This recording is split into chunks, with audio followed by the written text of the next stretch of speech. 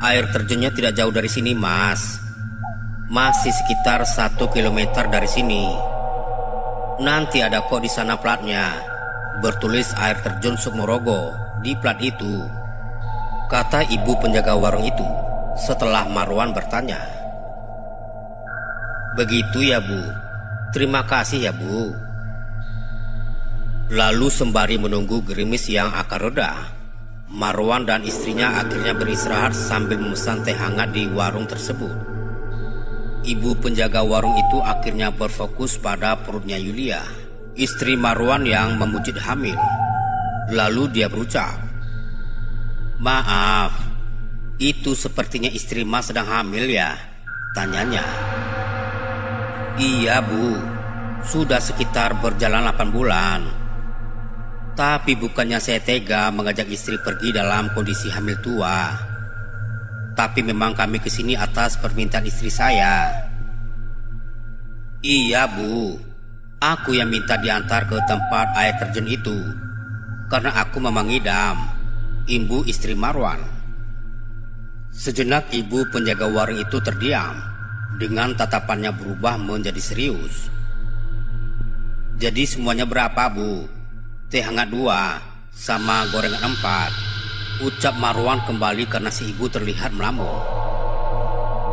Maaf Mas, semuanya jadi 8.000 Mas." Marwan langsung membayarnya dengan menyerahkan 1 lembar uang 10.000.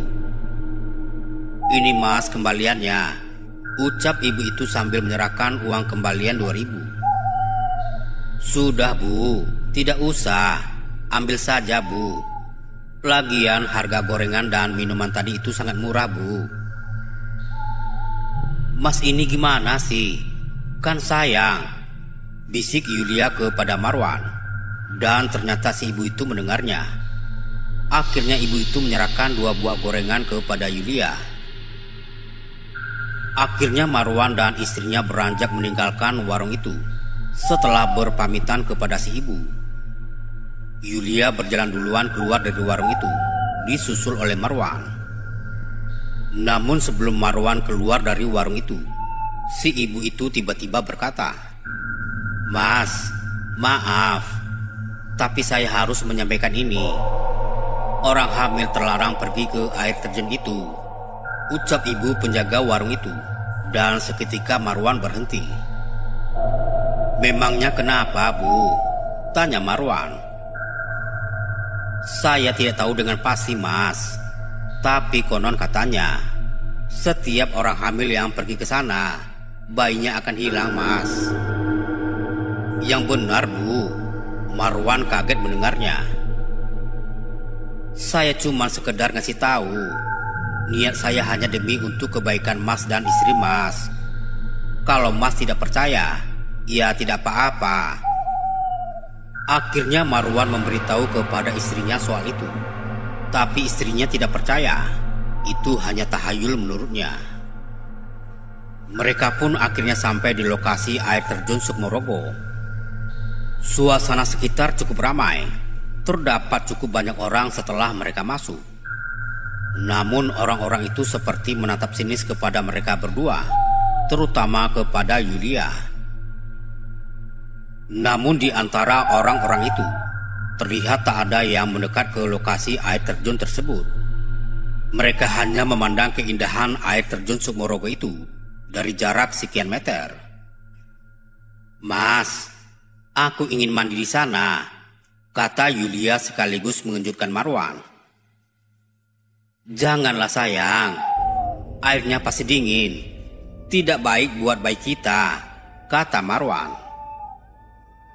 "Bukannya aku memang terbiasa mandi dengan air dingin, Mas. Pokoknya aku mau mandi di sana." Akhirnya Marwan menuruti kemauan istrinya itu. Dia memang selalu mengalah, terlebih kepada istrinya, belahan jiwanya. "Sebaiknya jangan, Mas. Kalau bisa Mas segera bawa saja istri Mas dari sini," bisik seorang pengunjung lain di sampingnya, yang kebetulan mendengar obrolan mereka berdua. Marwan tak bisa menjawabnya, hanya bisa bilang terima kasih. karena istrinya sudah memaksa begitu. Marwan dan istrinya mulai meninggalkan area tempat berdirinya orang-orang itu. Tak lama mereka pun sampai di sekitar jatuhnya air terjun itu. "Ayah!" Namun tiba-tiba saja Marwan seperti mendengar suara anak kecil bilang ayah. Sontak Marwan kaget. "Ayah!" Namun suara itu terdengar lagi saat sang istri telah mandi di dasar air terjun itu. "Siapa kamu?" ucap Marwan sambil pandangannya menyapu ke segala arah. "Ayah, selamat tinggal ayah." Seperti tersambar petir, air mata Marwan langsung mengalir deras. Seketika di kepalanya hanya terbayang-bayang sosok calon anaknya. Namun tiba-tiba di atas sana di tengah air terjun itu, Marwan seperti melihat penampakan anak kecil dengan melambaikan tangannya, berdada ke arahnya. "Tidak!" Marwan berteriak histeris. "Mas!" Tiba-tiba Yulia berteriak histeris saat tengah mandi di dasar air terjun itu. Marwan yang mendengarnya langsung menghampirinya. Seketika tubuhnya lemas saat mengetahui perut istrinya itu tiba-tiba rata. Anak dalam kandungan istrinya itu tiba-tiba hilang. "Kenapa semua ini harus terjadi?" teriak Marwan dengan derai air matanya. "Kenapa kamu tidak mau mendengarkan kata-kataku, Yulia?" teriaknya lagi. Marwan sangat terpukul. Selain dirinya, ibunya yang sudah tua itu juga sangat ingin meminang cucu darinya, anak satu-satunya. Sementara Yulia istrinya itu hanya menangis sambil memegang perutnya yang kembali rata. Namun tiba-tiba suasana berubah. Air terjunnya masih tetap ada, tapi tempat di sekitarnya terlihat sangat berbeda. Suasana tempat yang tadinya bersih dengan cukup banyak terdapat gundukan itu seketika berubah menjadi hamparan luas dan rerumputan yang lebat. Orang-orang atau para pengunjung itu sudah tidak ada lagi. Di situ saat itu hanya mereka berdua. Sontak mereka bingung dan hanya berjalan tak tentu arah. Namun kemudian samar-samar mereka seperti mendengar suara tawa anak kecil. Tak ada pilihan lain. Mereka akhirnya mencari tahu sumber suara tersebut. Mereka terus berjalan, dan suara itu semakin jelas terdengar. Sepertinya suara itu berasal dari sebuah rumah atau bangunan yang sepertinya tiba-tiba mereka lihat. Mereka pun segera mendekat ke sana. Bangunan itu ternyata seperti rumah model kuno. Marwan dan Yulia segera mendekati pintu depan rumah kuno itu, lalu menyapanya. Suara-suara anak-anak itu terdengar semakin jelas dan memang berasal dari dalam rumah itu. Tapi suara mereka terdengar seperti sedang dalam kondisi terkekang, merintih, bahkan juga terdengar tangisan. Dengan ragu Marwan mengetuk pintu rumah itu. Namun tak ada respon sama sekali setelah Marwan mengetuknya beberapa kali. Akhirnya Marwan mengetuk lagi dengan lebih keras. Dan ternyata ketukannya itu berhasil membuka sedikit pintu itu. Ternyata pintu itu tidak dikunci. Namun tetap tak ada respon dari yang punya rumah. Akhirnya Marwan dan Yulia terpaksa masuk. Dengan berjalan pelan-pelan, mereka mulai memasuki rumah itu. Ternyata di dalam rumah itu sekilas tak ada siapa-siapa. Hanya ruangan yang terlihat kotor oleh serpihan bunga-bunga mawar berserakan. Lalu di mana anak-anak itu? Mereka segera mencari keberadaan anak-anak itu yang suaranya sudah sangat dekat itu. Dan akhirnya mereka menemukannya. Anak-anak itu ternyata berada di dalam sebuah ruangan dan terkunci. Anak-anak itu terlihat sedih. Marwan dan Yulia pun segera mendekati mereka. "Ayah, ibu, akhirnya kalian datang." Salah satu dari anak-anak itu ternyata memanggil mereka. Marwan dan Yulia jelas tak percaya. Pasalnya mereka belum punya anak. Lalu itu siapa? "Kamu siapa?" kata Marwan dengan ragu dan merinding. "Aku calon anakmu, Ayah. Dan mereka semua juga sama seperti diriku. Kita semua disekap oleh sosok makhluk," kata anak itu. Marwan dan Yulia masih sulit percaya dengan ucapan anak itu. Walaupun ucapannya langsung dimengerti maksudnya karena dengan bahasa yang sederhana. Tapi akhirnya mereka berdua memaksakan diri untuk percaya. "Lalu siapa yang menyekap kalian di sini?" tanya Marwan. Namun sebelum anak itu menjawabnya, ternyata tiba-tiba terdengar suara lantunan orang bersenandung atau bernyanyi dengan lagu Jawa yang mereka tak mengerti artinya. "Itu Ayah yang menyekap kita. Cepat Ayah dan Ibu bersembunyi," ucap anak itu. Marwan dan Yuli pun hanya bisa menurut. Mereka segera bersembunyi di tempat yang dirasa aman. Tak lama muncullah sosok wanita cantik berpakaian indah seperti seorang penari, lengkap dengan selendangnya, berjalan dan mendekati anak-anak itu. Lalu di dalam ruangan yang cukup luas itu, wanita cantik itu kemudian menari di tengah anak-anak itu. Anak-anak itu duduk mengelilingi wanita tersebut. Perempuan itu menari berlenggak-lenggok. Sesaat tariannya terlihat biasa saja, bahkan gerakannya terlihat indah dan pelan. Matanya juga berubah putih semuanya, tak menyisakan warna hitamnya. Wanita itu berubah menyeramkan. Gerakan tangan dan kakinya terlihat tak beraturan lagi. Dan sesekali tangan dan kakinya itu menampar dan menendang anak-anak tersebut secara bergantian hingga mereka menangis kesakitan. Marwan dan Yulia merinding ketakutan menyaksikan pemandangan tersebut dan hanya tetap berusaha diam dan tak bergerak di tempat persembunyiannya. Lalu setelah anak-anak itu menangis kesakitan, perempuan itu berhenti dari menarinya. Dengan mulutnya tersenyum menyeringai, seperti mendapat kepuasan karena telah menyiksa anak-anak itu. Lalu perempuan itu pergi setelah mengunci tempat tersebut. "Ayah, Ibu," ucap anak itu lagi, setelah suasana dirasa aman dari siluman penari tadi. Marwan dan Yulia pun segera keluar dari persembunyian dan mendekati anak itu. "Tadi itu siapa? Pasti hantu ya?" ucap Marwan bertanya. "Iya Ayah, dia adalah roh jahat dari seorang penari wanita yang dulu pernah mengalami tindakan kejahatan di sekitaran air terjun itu, hingga wanita itu meninggal di situ," kata anak itu. "Lalu apa yang harus kita lakukan?" "Ayah dan Ibu harus menemukan jasad atau tulang belulang wanita itu yang ada di sekitar air terjun itu, lalu menguburnya dengan layak. Dengan begitu arwah wanita itu akan tenang." "Lalu bagaimana dengan calon bayiku nanti? Apakah masih bisa kembali?" "Ayah, inilah calon bayimu. Aku anakmu. Kemungkinan aku masih bisa kembali ke perut ibu karena aku belum lama di sini." Marwan tak tahan menahan air matanya.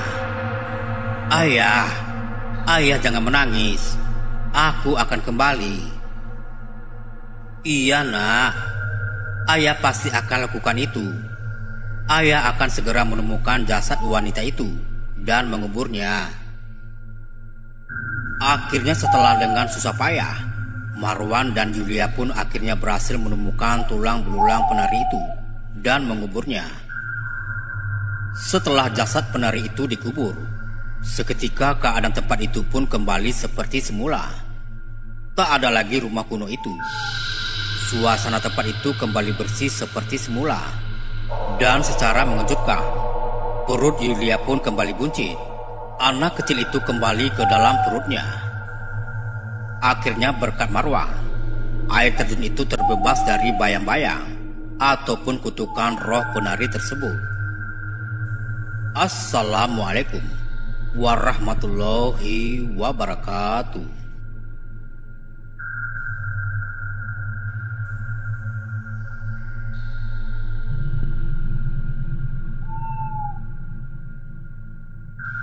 Di sebuah desa kecil yang terletak jauh dari keramaian kota, terdapat sebuah makam tua yang dianggap angker oleh penduduk setempat. Makam itu sudah ada sejak zaman penjajahan, dan banyak cerita seram yang beredar tentangnya. Namun bagi sebagian orang, cerita-cerita itu hanya dianggap sebagai dongeng belaka. Di antara mereka yang skeptis adalah Maul dan Danu, dua pemuda yang selalu penasaran dan suka mencari tantangan. Suatu malam di sebuah warung kopi di pinggir desa, Maul dan Danu tengah berbincang dengan Pak Umar, penjaga makam desa yang sudah berusia lanjut. Pak Umar dikenal sebagai orang yang bijak dan sering dianggap tahu banyak tentang hal-hal gaib di desa tersebut. "Aku dengar banyak orang yang takut sama makam itu, Pak. Memangnya kenapa, Pak?" tanya Maul sambil meminum kopinya. Pak Umar menghela nafas panjang. Matanya yang keriput menatap ke arah Maul dengan serius. "Bukan hanya karena cerita, tapi karena memang ada sesuatu di sana. Banyak orang yang pernah melihat sosok bayangan, mendengar suara-suara aneh, atau bahkan kesurupan saat berada di makam itu." Danu hanya tertawa. "Masa sih, Pak? Zaman sekarang masih ada saja yang percaya yang begituan. Kalau begitu, bagaimana kalau kami buktikan sendiri?" tantangnya sambil melirik Maul yang ikut tersenyum menantang. Pak Umar menatap kedua pemuda itu dengan tatapan cemas. "Aku sarankan kalian tidak main-main di sana, terutama malam Jumat seperti ini. Tapi kalau kalian tetap mau ke sana, aku tidak bisa melarang." Maul dan Danu saling berpandangan. Lalu tanpa berpikir panjang, mereka memutuskan untuk pergi ke makam malam itu juga. Pak Umar hanya bisa menggelengkan kepala melihat kenekatan kedua pemuda tersebut. Malam semakin larut ketika Maul dan Danu tiba di depan gerbang makam yang sudah berkarat. Angin dingin berhembus pelan, membuat dedaunan di sekitar makam berdesing. Mereka membawa senter dan kamera untuk merekam, berharap bisa membuktikan bahwa cerita seram yang selama ini mereka dengar hanyalah isapan jempol. "Ayo kita buktikan sekarang. Tidak ada yang perlu ditakutkan," kata Danu sambil membuka pintu gerbang makam dengan dorongan kuat. Suara berderit pelan terdengar seperti jeritan lirih yang menambah suasana semakin mencekam. Mereka mulai berjalan menyusuri jalan setapak di dalam makam, melewati nisan-nisan tua yang sebagian sudah tertutupi lumut. Semakin dalam mereka masuk, suasana semakin sunyi, seolah-olah semua suara dari luar lenyap begitu saja. Hanya suara langkah kaki mereka yang terdengar, sesekali diselingi oleh suara angin yang menggerakkan dedaunan. "Lihat itu, ada nisan yang kelihatannya baru. Bukannya ini makam lama? Kenapa ada yang baru?" bisik Maul sambil menunjuk ke arah sebuah nisan yang terlihat lebih rapi dan bersih dibandingkan yang lainnya. Danu mengeritkan keningnya merasa heran. "Aneh juga, tapi mungkin saja ada yang dimakamkan baru-baru ini," katanya santai. Namun rasa penasaran mereka semakin memuncak ketika mendekati nisan tersebut. Di atas tanah di sekitar nisan itu terlihat beberapa benda aneh yang nampak seperti dupa dan bunga yang sudah layu. Maul mengambil kameranya dan mulai merekam, mencoba mengabadikan setiap detil yang mencurigakan. Tiba-tiba suara seperti langkah kaki terdengar dari arah belakang mereka. Maul dan Danu terdiam, saling menatap dengan wajah kaget. "Kamu dengar itu?" tanya Maul pelan. "Iya, Aku dengar seperti dari arah sana, kata Danu sambil menunjuk ke arah sudut makam yang lebih gelap. Tanpa pikir panjang mereka memutuskan untuk menghampiri sumber suara tersebut. Saat mereka semakin dekat, suara itu tiba-tiba berhenti. Mereka pun menyalakan senter mereka, menerangi area sekitar. Namun tidak ada siapapun di sana, hanya deretan nisan dan pohon-pohon tua yang nampak diam dan sunyi. Aku yakin tadi ada suara, kata Danu dengan nada ragu. Mungkin saja Pak Umar benar, ada yang tidak beres di sini. Belum sempat Maul menjawab, tiba-tiba terdengar suara gemersik dari balik pepohonan, seperti seseorang sedang berjalan mendekat. Jantung mereka berdegup kencang. Mereka segera mengarahkan senter ke arah suara itu. Dan apa yang mereka lihat membuat mereka terdiam sejenak. Seorang pria tua dengan pakaian lusuh berdiri di sana, menatap mereka dengan wajah yang datar. Matanya kosong seolah tidak melihat ke arah mereka. "Apa yang kalian lakukan di sini?" tanyanya dengan suara pelan namun tegas. Maul dan Danu terkejut, tidak menyangka akan bertemu seorang di tempat seram seperti itu. "Kami hanya ingin melihat-lihat, Pak," kata Maul dengan suara bergetar.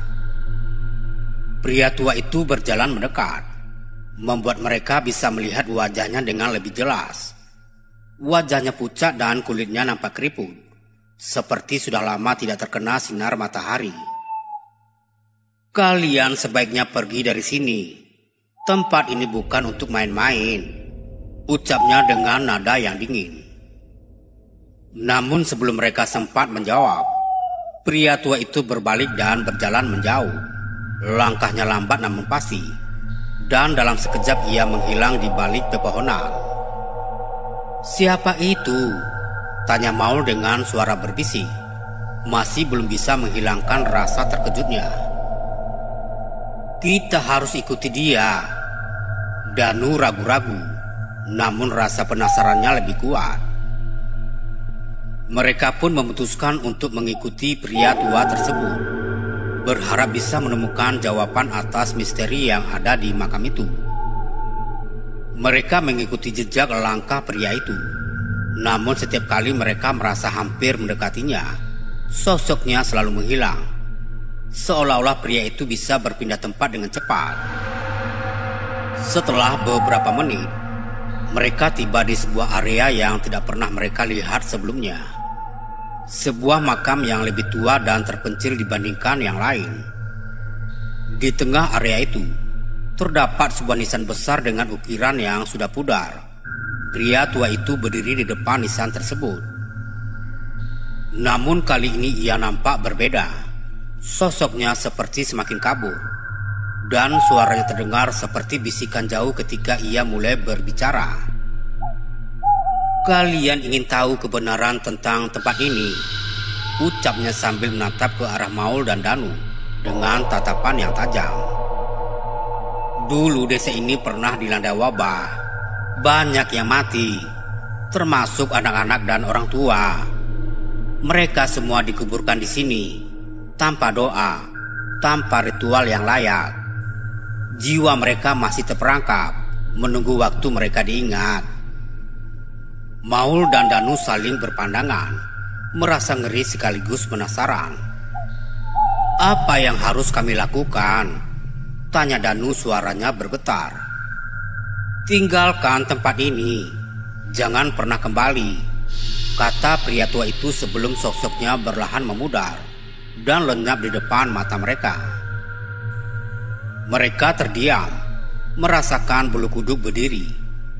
Tanpa berpikir panjang, mereka segera berlari meninggalkan area tersebut, keluar dari makam dengan nafas yang terengah-engah. Saat mereka mencapai pintu gerbang, mereka berpapasan dengan Pak Umar yang nampak kaget melihat wajah pucat mereka. "Apa yang kalian lihat?" tanya Pak Umar dengan nada khawatir. Maul dan Danu menceritakan semua yang mereka alami.